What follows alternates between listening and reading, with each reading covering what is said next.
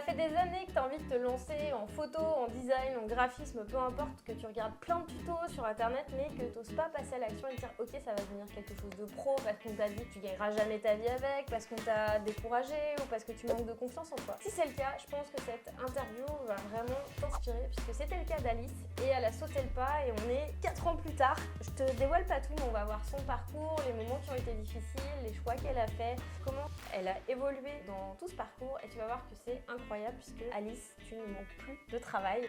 Nous, c'est Clem et Mumu. On s'est lancé 2 défis. Le premier, convertir un autobus scolaire en cinébus, studio de création et espace de formation pour nos projets Les Petits Aventuriers et le campus des créateurs nomades. Le second, c'est t'aider à toi aussi devenir un créateur nomade. Et juste avant de commencer, si tu as envie de te lancer en freelance mais que tu sais pas trop comment t'y prendre, on a écrit un guide de 50 pages pour t'aider dans ton projet à attirer des clients. Si tu détestes démarcher, si tu sais pas trop comment formuler ton projet, on te le met là, c'est gratuit et dans la description tu retrouveras également le lien. Tu t'es lancé en photo il y a 4 ans. Quand on s'est rencontrés il y a 12 ans à Montréal, t'avais envie de te lancer en photo ou tu pensais que tu pourrais en faire du professionnel ou pas? J'en avais envie, mais je me suis pas lancée par peur. T'avais peur de quoi essentiellement? D'échouer ou de pas plaire ou de pas y arriver. Donc là, t'as combien de mariages de prévus pour cet été? 21. Et pour l'année prochaine? Je crois en avoir validé 12. T'as validé la moitié de ton année déjà? C'est ça, je vais moins en prendre l'année prochaine. Pourquoi? Parce que j'ai pu évoluer mes prix. J'ai un rythme qui me convient avec, je pense, 15 mariages pour pouvoir concilier vie pro et vie familiale. Et comment ça t'as fait le switch entre j'ai peur il y a 12 ans, il y a 4 ans je me dis ok je le fais, qu'est-ce qui s'est passé? C'était une décision facile pour toi à prendre? Au début, j'ai été effrayée à l'idée de me lancer. Il y a de nombreux photographes en Bretagne et je me sentais pas légitime du tout. Donc c'est venu petit à petit et tes bonnes paroles m'ont quand même aidée à me lancer aussi. Il y a presque 5 ans. Et après, le temps de tout mettre en place, ça a pris quelques mois au niveau de l'administratif et tout ça. Et après, c'est venu petit à petit, mais ça arrivait plus rapidement que j'imaginais. Tu t'es mis en tête il y a 5 ans, ok je peux le faire. C'était quoi jusque-là ton plus gros blocage? Je sais que tu te sentais pas légitime, que tu avais peur. Je me souviens quand on en avait parlé, on en a parlé en off tout à l'heure, tu m'avais dit « Non mais Clem, j'ai pas encore regardé ce tuto sur la photo studio. » Et je t'avais dit « Mais oui, mais si tu fais de la photo en extérieur, est-ce que tu as vraiment besoin de ce tuto ?» Qu'est-ce que t'en penses maintenant quand tu vas parler par exemple à un photographe là, qui te regarderait ou quelqu'un qui a envie de se lancer qui dit « Non mais j'ai pas encore regardé le dernier tuto ». Je pense que de l'expérience, on se la fait quand on va sur le terrain. Donc, on peut regarder 1000 tutos, on n'apprend jamais autant qu'en y allant. Et je pense que c'est nécessaire d'avoir des bases pour avoir un minimum de confiance en soi, au moins, pour pouvoir se vendre. Mais après, non, on apprend sur le tard. Et puis, les formations, de toute façon, on en fait un peu tous les ans aussi. Donc, puis les tutos, il y en a tellement de sources sur Internet. Il y a toujours à apprendre, donc non, il faut se lancer. Si j'avais gardé ce discours, je pense que j'y serais encore à regarder des tutos. Et qu'est-ce qui a fait que tu as fait ce switch? Je pense que c'est notre discussion qui a fait que c'était un peu le déclic. Tu me disais, vas-y, lance-toi. Et je me dis, non. Je sais pas encore tout. Et tu m'as dit que de toute façon, ça servait à rien et que ça coûtait rien d'essayer de se lancer en tout cas. Donc, pas de prise de tête. J'ai fait les premières démarches et puis tout s'est suivi par la suite. Une fois qu'on est lancé, après, tout s'enchaîne. Et ton premier mariage, le tout premier que tu as fait, c'était quoi comme type de mariage? Un mariage qui me correspondait pas mal. Le couple était très nature, très je veux pas poser, je veux des photos vraiment très reportage.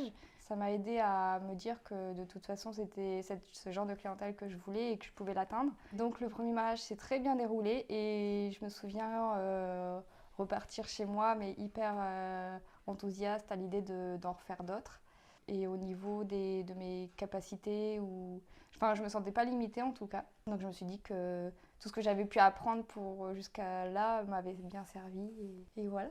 Et du coup, tu as enchaîné. Et ce premier mariage, comment tu l'as trouvé? Sur les réseaux sociaux. Sur les réseaux sociaux? Ouais. Et à l'époque, c'était Facebook. J'y suis plus depuis parce que je suis pas de Facebook, mais je suis plus Instagram, à fond dans Instagram. Et c'est même ma première source de contact. Incroyable. Je me souviens qu'on avait ouvert ta page Facebook, le compte Instagram, l'adresse email et tout dans la foulée. Et justement, ta page Facebook, elle avait vachement bien démarré. Tu me disais, mais personne va s'abonner. Et finalement, tu me dis que c'est ta page Facebook en démarrage. Donc, tu devais pas avoir tant d'abonnés que ça sur ta page. Non. Je sais même plus à l'époque, mais ouais, ça m'avait étonnée moi-même.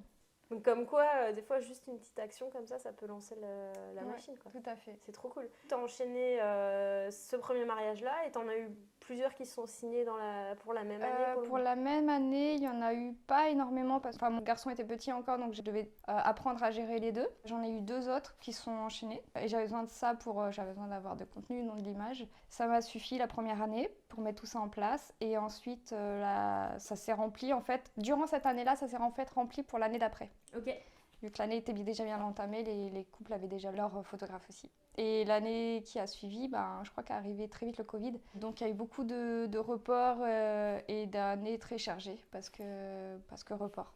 Comment tu l'as vécu d'ailleurs l'année Covid ? Beaucoup d'angoisse à l'idée de commencer comme ça, mais pas aussi mal que certains qui misaient tout là-dessus. Moi, j'ai consacré, je me suis dit que c'était une opportunité pour passer du temps aussi avec mon fils. Il y a eu des reports de mariage, mais il y a aussi eu des mariages découpés. Ouais. Donc j'avais une première partie et puis la deuxième allait suivre. Donc même si on peut parler que du financier, moi, j'ai pas été impactée. Et puis ça m'a permis de suivre des formations encore, mais je suivais plus de formations, j'apprenais plus rien, c'était sur le terrain. Donc là, ça m'a permis de me recentrer un peu sur moi-même, savoir ce que je voulais faire, de refaire de la communication sur les réseaux et tout ça un peu plus. Est-ce qu'à un moment donné, dans ton activité, tu as eu des moments où tu en as eu marre, où tu t'es senti un peu, où tu as eu des galères, ou des choses un peu difficiles dont tu pourrais parler, puis qui pourraient permettre à des personnes qui t'écoutent à se dire « Ah ouais, attention à ça ». Je pense lié au Covid, là encore, avec tous les reports qu'il y a eu, j'ai eu des années trop chargées. Ouais. Je crois qu'une année, j'ai fait 24 mariages, à côté, il y avait des séances. J'arrivais pas à dire non parce qu'au tout début, on croit qu'on va pas marcher et du coup, la moindre demande, on se dit « Ah bah oui, ah bah oui, ah oui ». Au fil du temps, je me perdais un peu là-dedans, je savais plus ce que je voulais. Donc je perdais un peu l'orientation, je savais plus ma destinée. Et au niveau créativité, du coup, il n'y a plus rien, quoi. Okay. J'enchaînais trop de mariages, alors je m'y consacrais à fond et toujours consciencieuse de vouloir bien faire. Mais du coup, je me suis épuisée et à la fin de la première saison, je me suis dit, la première saison très chargée, je me suis dit, c'est peut-être pas cette direction-là que je veux prendre. Et du coup, les quelques mois en stand-by d'hiver m'ont permis de souffler un peu et de me recentrer. Ouais. Donc c'est ça l'épuisement en fait, de foncer vers des projets parce qu'on a des demandes d'un coup qui nous surprennent, mais d'en oublier ce qu'on veut vraiment faire. Et du coup, là, tu as un peu recentré, tu sais plus ce que tu as envie de faire maintenant, tu y vois plus clair. Déjà, comment tu as réussi à faire le balancier de dire « Ok, je vais peut-être dire non ». Moi, j'ai pris de l'assurance énormément. Parce que je manquais beaucoup de confiance en moi, c'était même encore aujourd'hui, je me remets en question et il faut. Je suis beaucoup de formations, au moins 1 à 2 par an, des bonnes formations, des bons workshops qui m'apportent plein d'outils. Et à force de faire des mariages, je me sens à l'aise parce que je connais le déroulé. J'arrive à guider les mariés, je me trouve légitime dans ce que je fais. Les retours des mariés sont très positifs. Donc ça m'encourage beaucoup. Le fait d'être beaucoup moins stressée dans ce domaine-là m'a permis d'oser m'orienter vers autre chose. J'aime ce que je fais, j'aime l'humain, j'aime les liens et j'adore faire du reportage d'un mariage, d'un événement pareil, c'est extra. Mais il manquait quelque chose. Le domaine du mariage en tant que tel, avec toutes les belles robes et le côté religieux, c'est pas trop mon trip. Ouais. Et du coup, ça, j'ai réussi à l'accepter et à en parler pour trouver justement les couples qui ont la même philosophie que moi, la même approche, à savoir faire quelque chose, une journée à eux qui leur ressemble et non pas parce que c'est quelque chose de très tradit, très codifié. Donc ça m'a permis d'appeler ces clients-là. Et en même temps, il y a l'approche de la photographie underwater qui me parlait depuis quelques années, mais je me suis jamais dit je m'y lancerai. La pause de l'hiver dernier m'a permis d'essayer de voir ce que c'était réellement et voilà, j'ai fait une formation underwater, donc c'est de la photo aquatique. Et qu'est-ce qui t'a fait dire que là, d'un coup, tu allais le faire, ce truc de l'underwater où tu avais peur de le faire, puis finalement tu t'es dit j'y vais, je le fais? J'étais en train de lire un de vos articles dans lequel tu évoquais 3 photographes. Donc une photographe de montagne, j'adore la montagne, je me dis c'est cool, une photographe de underwater, mais c'était de la photo aquatique, subaquatique, plus sous-marine. Et la photographe de mariage qui est donc moi. Et sur le coup, j'étais flattée d'apparaître quand même et tout. Et c'est vrai que j'aime ce que je fais, mais je me retrouvais pas dans le mariage. Dans le domaine du mariage, je me dis ah mais aquatique, enfin l'eau, la montagne et tout, j'adore. Et c'est bizarre du coup que je sois dans cette catégorie-là. Et ce soir-là, je suis retournée voir une photographe que j'aime beaucoup, qui est Alison Boons. Pour moi, la référence de ce domaine underwater. Et du coup, je l'ai contactée. En fait, j'ai eu le déclic. Je lui ai dit, écoute, ça part de rien, mais j'ai envie d'en savoir un peu plus sur ce domaine. Et voilà, tout s'est enchaîné. J'ai fait une formation avec elle. Et je me suis retrouvée dans ce milieu parce que c'est mon élément. Et donc, j'ai cette casquette-là en plus. Mais j'en oublie pas le mariage et ce que j'aime faire sur Terre. Donc, je vais essayer là... de développer ces projets-là en essayant de les concilier. C'est cool parce qu'en fait, tu as le côté où tu as développé quand même une activité qui est solide au niveau du mariage, où tu as de la demande et tout. Et parce que souvent, on peut s'éparpiller aussi au démarrage à vouloir tout faire d'un coup. Donc toi, tu as une activité solide, puis tu te dis, c'est normal aussi à un moment donné que tu dises, je suis un peu serrée dans mon truc, j'ai envie d'aller essayer autre chose. Et du coup, tu peux développer une nouvelle activité tout en étant sûr d'avoir des clients au mariage. Puis tu peux même ajouter cette compétence supplémentaire en tant que, je sais pas, pour faire des shootings de mariés ou de grossesse complémentaires. Donc, tu as ajouté des compétences à ce que tu as envie de faire en photo. Puis je pense que tu en auras d'autres. Dans 2 ans, tu vas nous surprendre avec d'autres compétences. En plus, à chaque fois, elles sont trop belles tes photos. Tu as été épuisée à la fin de ta saison. Et tu m'as dit tout à l'heure que tu avais refait tes plaquettes. Et justement, tu as dit un truc que toi, le religieux, tout ça, ça te parlait pas trop. Et qu'en fait, tu as mis dans ta plaquette « J'aime pas les mariages ». Ouais, j'ai pris le risque qu'on comprenne que c'est pas ma tasse de café. J'aime pas tout ce qui est très codifié. En fait, ce que j'aime, c'est les événements, plus que le mariage. Mais en tout cas, le mariage, c'est le plus grand événement d'une vie, après la naissance d'un enfant. Et du coup, c'est le seul moment où la famille, les proches, tous ceux qu'on aime sont réunis. Et il n'y a pas autant d'amour que dans cette journée-là. Au lieu de dire oui à tout le monde, tu préfères dire à tes clients, en fait, il y en a certains avec qui tu n'as pas forcément le feeling, ou tu as des mariages que tu n'as pas envie de faire. C'est ce qu'on appelle qualifier ses clients, c'est d'essayer de travailler avec des gens avec qui on a envie de bosser vraiment, pour que ça reste agréable et que tu t'épuises pas aussi. Tu as revu ta grille tarifaire, tu as revu la façon de travailler et maintenant tu es dans une très belle maison que vous venez de finir. Et c'est fou de voir en 4 ans tout le parcours que enfin même 5 ans, puisque quand on en a parlé la première fois, c'était il y a 5 ans. Et de voir tout ce que tu as fait. Là, qu'est-ce que tu dirais à Alice, toi, il y a 5 ans? Tu te dirais en mode, bon là, faut y aller ou... Ouais, qu'est-ce que oui, complètement. Enfin, je me dirais d'arrêter de trop cogiter et de foncer. Et encore, j'ai ramé, j'ai perdu beaucoup de temps à douter de moi-même. Je pense qu'il faut essayer en tout cas et qu'on n'a rien à perdre. C'est des opportunités. Si ça doit marcher, ça marchera avec du travail bien sûr, mais il faut assumer son style aussi. Il faut se démarquer. Comment tu fais ça?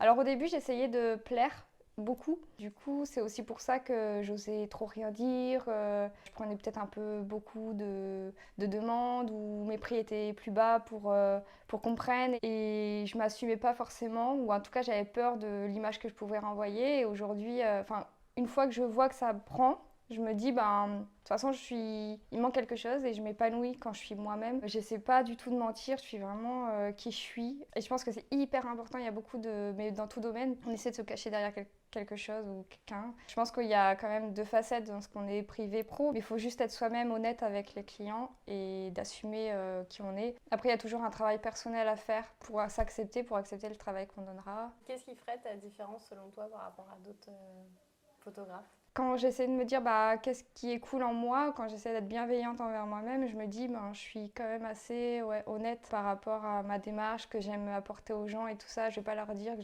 j'adore l'amour et les liens, c'est pas le cas. Non, j'aime vraiment ça, j'adore capter ce moment. Donc je pense que cette honnêteté là peut plaire. Et puis après, chacun a ses qualités défauts. Je pense que je suis assez discrète aux séances et tout ça, et j'essaie d'être cool et connaître les gens. Je pense qu'il faut une certaine complicité déjà avec le client pour... Tu prends le temps de les connaître, t'arrives pas sur le shooting en mode vas-y fais ça. Ouais, non, on parle. On se voit pour les mariages, bien sûr qu'on se voit. Ça m'est arrivé une fois de rencontrer un couple sur le moment parce que c'était pas tout près d'ici, et puis ils n'avaient pas eu le temps de me rencontrer, c'était de la dernière minute. Et j'avais eu un mariage juste avant eux, j'ai cru que c'était eux, et du coup je commençais à photographier. Mais je le dis parce que depuis c'est vraiment, je peux plus le faire quoi. Ouais. Je les connaissais pas, ça s'est passé bien, franchement très correct, le mariage très beau, mais Il y avait rien, il y avait aucune complicité entre nous et du coup ça c'est pas possible quoi. J'étais qu'une prestataire et c'est pas ça que j'essaie de créer. Donc oui, se parler, échanger beaucoup avant. C'est super intéressant. Parce que c'est ça que j'aimerais bien aussi que les personnes qui te voient sachent, c'est que tu es quand même quelqu'un d'assez introverti et on peut se dire, de base je suis introvertie, faire du mariage, essayer de guider des mariés, ça doit être compliqué aussi d'oser faire le pas, ça a été quelque chose de difficile pour toi? Ouais, complètement. C'est ce qui m'a empêchée de me lancer pendant plusieurs années et de me dire de toute façon je pourrais jamais parler, ensuite je pourrais jamais diriger. Donc ça je me dis en fait j'ai pas envie de les diriger, je prends le naturel. Donc les guider un peu, ça j'étais capable. Mais après par exemple en mariage, diriger les groupes. Comment tu gères ça? Ça c'est jusqu'à l'année dernière, fin de l'année dernière, c'était vraiment une grande appréhension. Et ça l'est toujours un petit peu, mais j'arrive à accepter qui je suis. Donc c'est vrai que je suis petite, je suis timide, j'ai pas de voix. Donc ça a été toujours une appréhension sur le mariage. Je me dis, ce moment-là, là, il est redoutant et je vais paniquer. Et en fait, maintenant ça le fait. Je l'annonce aux mariés que voilà, je suis assez réservée, mais que j'arrive à m'imposer pour autant. Et que si on me suit pas, on me suit pas. Mais ça, c'est pas une question de personnalité, c'est genre n'importe quel photographe. Après, le fait d'être une fille, on peut plus facilement, je pense, me taquiner ou me demander si je suis vraiment pro ou si je suis une amie de la famille. Ça, c'est très régulier, c'est 1 fois sur 2 qu'on me demande ça. Donc avant, ça me dérangeait beaucoup parce que je me trouvais pas crédible du tout. Et je voulais toujours prouver.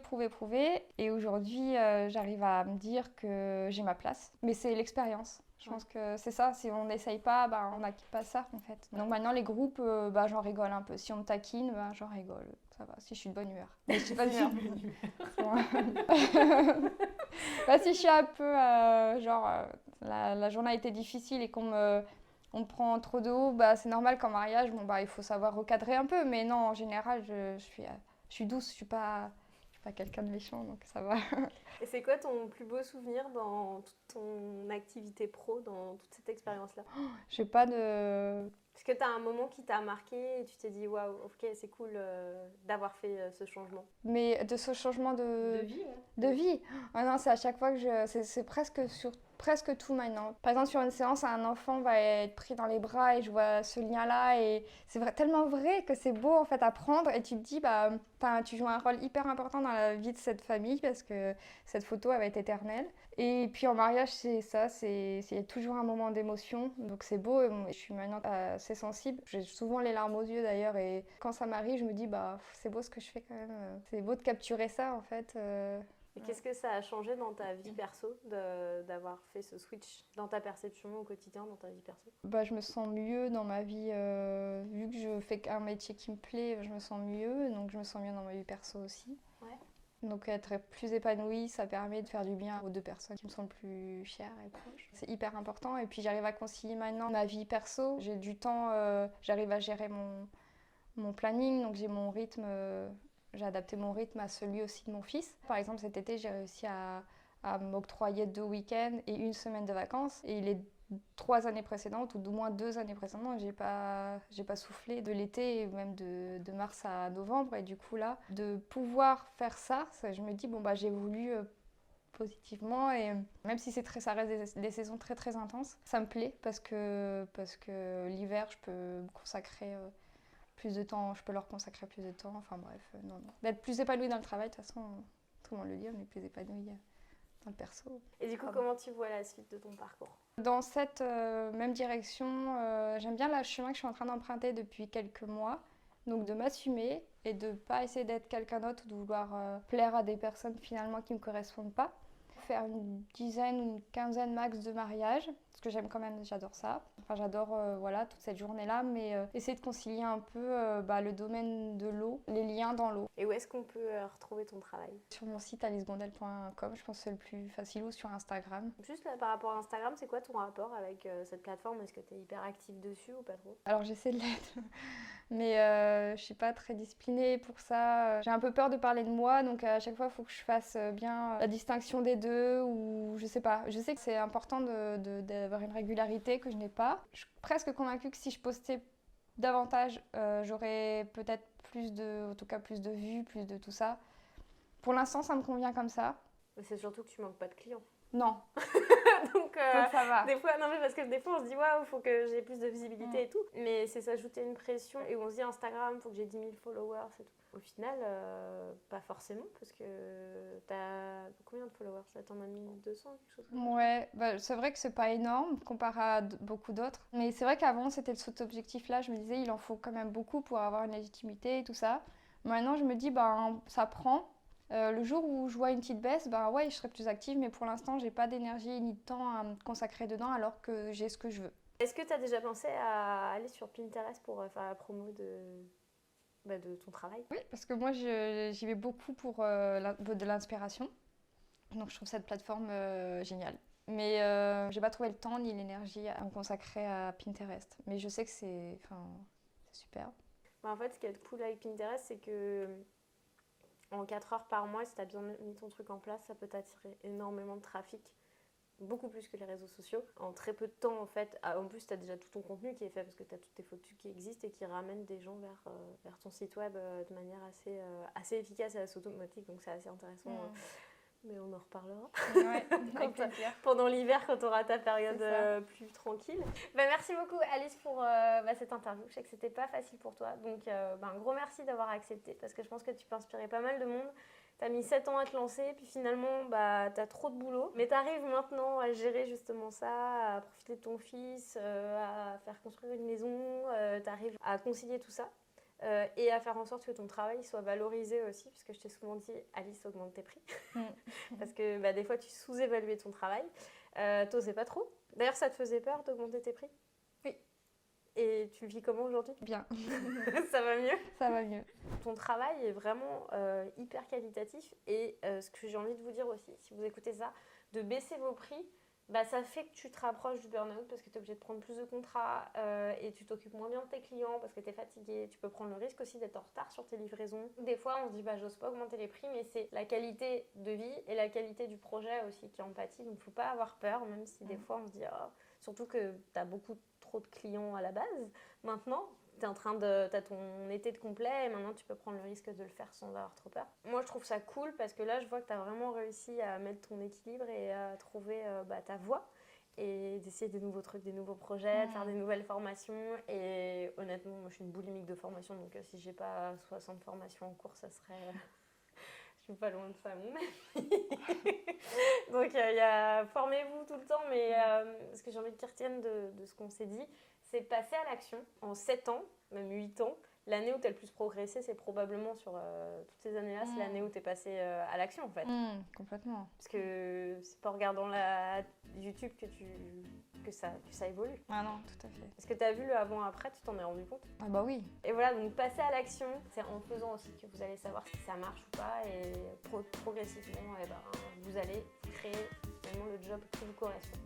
Donc un gros merci d'avoir été avec nous Alice, on te retrouve sur ton site, sur ton Instagram, on mettra tous les liens dans la description. Et si vous avez envie de vous lancer en freelance, que vous ne savez pas comment commencer, on a un quiz pour déterminer quel est ton profil de freelance pour que tu saches un peu quel est le parcours et les étapes selon ta personnalité et ton profil. Et tu as également un guide que je te mets là, que tu peux retrouver pour t'aider dans tout ton processus pour te démarquer, attirer des clients. Et je te mets le lien dans la description, tout ça c'est gratuit et on se retrouve très bientôt dans la prochaine vidéo. Donc si ce n'est pas déjà fait, abonne-toi, partage et voyage.